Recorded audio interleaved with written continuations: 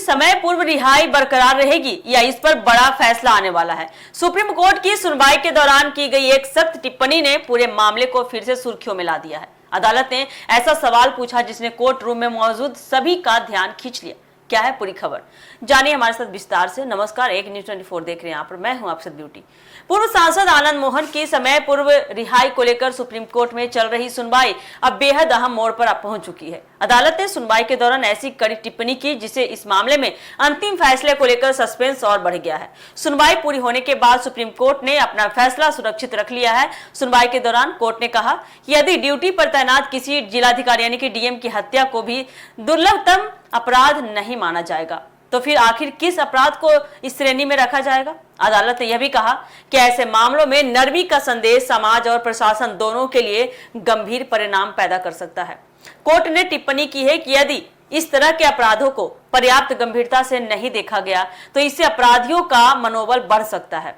यह मामला वर्ष 2023 में बिहार सरकार द्वारा आनंद मोहन को दी गई समय पूर्व रिहाई से जुड़ा है। राज्य सरकार ने जेल नियमावली में संशोधन के बाद उन्हें रिहा किया था। इसी फैसले को दिवंगत आईएएस अधिकारी जी कृष्णैया की पत्नी ने सुप्रीम कोर्ट में चुनौती दी है। उनका कहना है कि सरकारी ड्यूटी निभा रहे एक वरिष्ठ अधिकारी की हत्या के दोषी को समय पूर्व रिहाई देना न्याय और कानून की भावना के खिलाफ है। वही बिहार सरकार ने अदालत में अपना पक्ष रखते हुए कहा कि जेल नियमों में किया गया संशोधन किसी एक व्यक्ति के लिए नहीं था बल्कि सभी पात्र कैदियों पर समान रूप से लागू किया गया है। सरकार का तर्क है कि आनंद मोहन की रिहाई पूरी तरह से कानूनी प्रक्रिया के तहत हुई है। सुप्रीम कोर्ट ने दोनों पक्षों की दलीलें सुनने के बाद कहा कि राज्य सरकारों के पास समय पूर्व रिहाई का अधिकार है, लेकिन उसका उपयोग संविधान और कानून के दायरे में रहकर ही होना चाहिए। अदालत ने यह भी संकेत दिया है कि ऐसे मामलों में अपराध की प्रकृति, उसका सामाजिक प्रभाव और न्याय के व्यापक सिद्धांतों को नजरअंदाज नहीं किया जा सकता। गौरतलब है कि वर्ष 1994 में गोपालगंज के तत्कालीन जिलाधिकारी जी कृष्णैया की वैशाली में उग्र भीड़ द्वारा हत्या कर दी गई थी। उस समय वे सरकारी ड्यूटी पर मौजूद थे।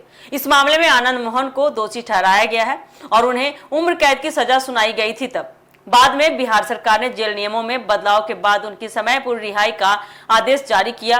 अब सुप्रीम कोर्ट ने इस पूरे बहुचर्चित मामले में अपना फैसला सुरक्षित रख लिया है।